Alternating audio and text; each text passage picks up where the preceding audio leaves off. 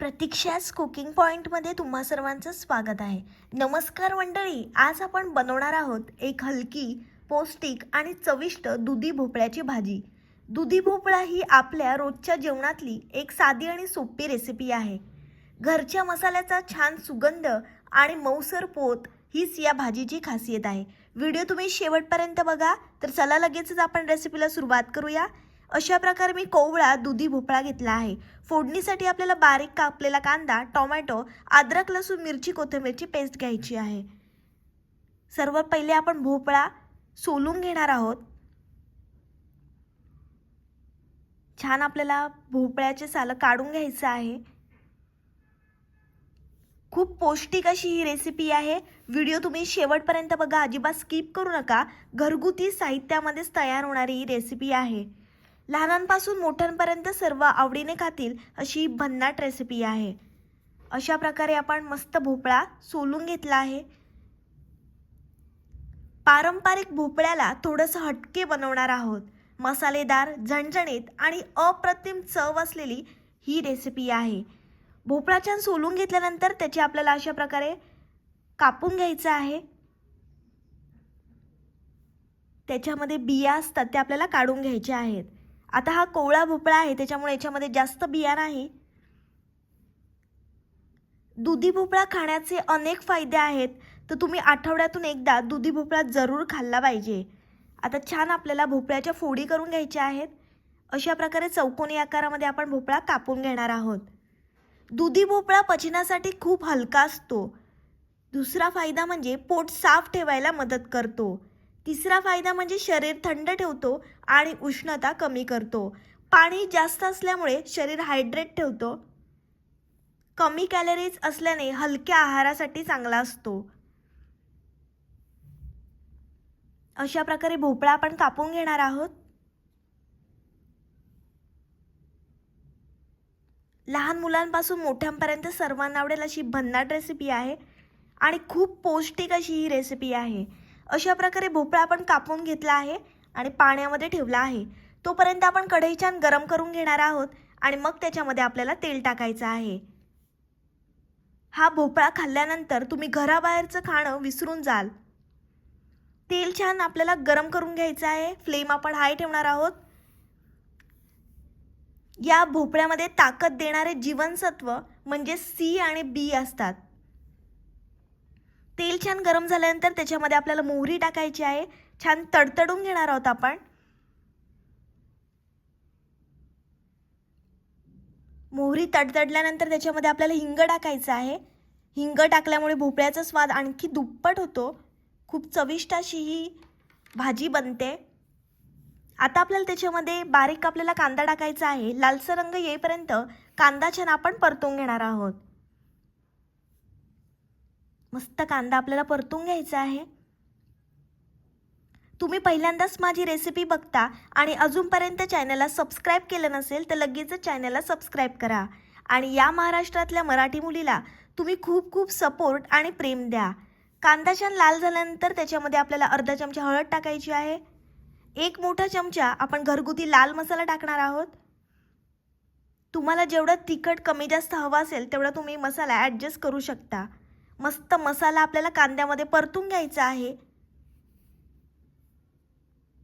आणि मसाला परतताना flame medium किंवा low ठेवा, नाहीतर मसाला तुमचा जळून जाईल। तुम्हाला जर माझी रेसिपी आवडत असेल तर प्लीज लाईक करत जा। लाईक, कमेंट, शेअर आणि सबस्क्राइब हे सर्व विनामूल्य आहे। तर या महाराष्ट्रातल्या मुलीला तुम्ही खूप खूप सपोर्ट करा। छान रंग आलाय बघू शकता। आता आपल्याला त्याच्यामध्ये अद्रक, लसूण, मिरची, कोथिंबीरची पेस्ट टाकायची आहे। पेस्टचा कच्चा वास जात नाही तोपर्यंत छान आपण परतून घेणार आहोत मसाल्यामध्ये। ही भाजी तुम्ही लहान मुलांच्या टिफिनला सुद्धा देऊ शकता। कमी वेळामध्ये मी सविस्तर रेसिपी दाखवण्याचा तुम्हाला प्रयत्न केला आहे। अजिबात स्किप करू नका, नाहीतर एक जरी स्टेप स्किप झाली तर तुम्हाला रेसिपी समजणार नाही। छान पेस्ट परतून घेतल्यानंतर त्याच्यामध्ये आपल्याला बारीक आपल्याला भोपळा टाकायचा आहे। छान हे मसाल्यामध्ये हा भोपळा आपण परतून घेणार आहोत। भोपळा व्यवस्थित शिजवायचा आहे। भोपळ्याची संपूर्ण चव त्याच्या शिजवण्यावर अवलंबून असते। मस्त आपल्याला आता टोमॅटो टाकायचा आहे। साधी पण खूप छान ही भोपळ्याची भाजी लागते. हळूहळू मंद आचेवर आपला भोपळा शिजवून घेणार आहोत. मस्त भाजीला रंग येत चाललाय बघू शकता आणि भोपळ्याचा सुगंध घरभर दरवळला आहे. रोजच्या जेवणासाठी एकदम योग्य भाजी आहे. हलकी आणि पोटाला आराम देणारी ही भाजी आहे. मस्त आपण मसाल्यामध्ये भोपळा एकजीव करून घेणार आहोत. या भाजीमध्ये आपण मुगाची डाळ टाकणार आहोत, त्यामुळे ही भोपळ्याची भाजी आणखी पौष्टिक होणार आहे. रंगावरूनच तुम्हाला समजत असेल किती भारी लागणारी भोपळ्याची भाजी. रोजच्या स्वयंपाकातली साधी मजा म्हणजे भोपळ्याची भाजी. 5 मिनिटांसाठी आपण झाकण ठेवून एक भोपळ्याला वाफ देणार आहोत. ताटावर पाणी ठेवायचं आहे. तेच ताटावरचं पाणी त्या भोपळ्याच्या भाजीत आपण टाकणार आहोत. त्याच्यामुळे भोपळा लवकर शिजण्यास मदत होईल. भोपळा कोवळा असल्यामुळे जास्त शिजायला वेळ लागणार नाही. मस्त भोपळा शिजण्यासाठी आपण पाणी टाकणार आहोत. मस्त वाफ आली आहे भाजीला बघू शकता. अशा पौष्टिक भाज्या रोज आठवड्यातून एकदा तरी खायलाच हव्या. आणि ही भोपळ्याची भाजी गरमागरम खाण्याची वेगळीच मजा असते. मस्त रंग आलाय बघू शकता. ही भाजी तुम्ही तांदळाची भाकरी, चपाती किंवा गरमागरम वाफाळत्या भातासोबत का अप्रतिम लागते. छान ही भाजी आपल्याला एकजीव करून घ्यायची आहे. भाजीला मस्त टेक्स्चर येत चालला आहे बघू शकता. मंद आचेवर भाजी शिजवली की भाजी छान लागते. पुन्हा आपण 3 ते 4 मिनिटांसाठी झाकण ठेवणार आहोत. मुगाची डाळ आपण भिजवून घेतली आहे आणि 2 ते 3 वेळा स्वच्छ धुवून घेतली आहे. मुगाची डाळ टाकल्यामुळे भाजीला आणखी दुप्पट चव येते. ही रेसिपी तुम्ही एकदा बनवा. जे व्हेजिटेरियन आहेत त्यांनी ही रेसिपी एकदा जरूर ट्राय करा. चव विसरणार नाही अशी भन्नाट रेसिपी आहे. मस्त आपल्याला परतून घ्यायचं आहे. अजून आपल्याला भोपळा व्यवस्थित शिजला नाही बघू शकता. साधेपणाचं खरी चव असते. आता आपल्याला त्याच्यामध्ये मुगाची डाळ टाकायची आहे भिजलेली. पुन्हा छान आपण एकजीव करून घेणार आहोत. डाळ आणि भोपळा व्यवस्थित आपल्याला शिजवून घ्यायचा आहे. रोजच्या धावपळीच्या जीवनात अशी झटपट भाजी बनवणं म्हणजे खूपच समाधानकारक वाटते. चवीप्रमाणे मीठ टाकून पुन्हा छान ही भाजी आपण शिजवून घेणार आहोत.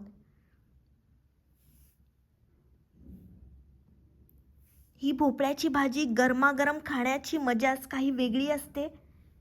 मस्त आपल्याला भोपळा आणि मुगाची डाळ चांगली शिजवून घ्यायची आहे.